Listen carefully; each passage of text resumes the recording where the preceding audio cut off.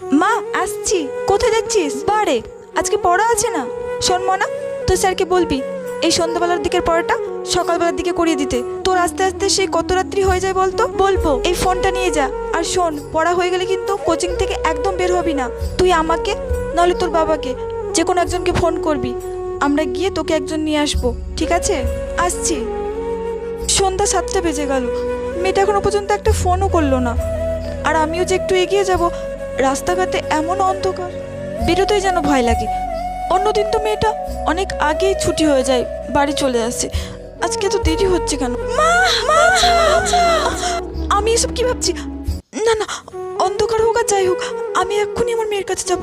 ও মা, মনা তুই ফোন করলি না, একা একা চলে আসলি কেন? তুমি যে ফোনটা দিয়েছিলে ওই ফোনটা তো চার্জই শেষ হয়ে গেছিল, সেই জন্য স্যার বাড়িতে দিয়ে গেল। আমি কত চিন্তা করছিলাম জানিস, এই সমাজে মেয়ের মাদের এইভাবে ভয় কাটাতে হবে না।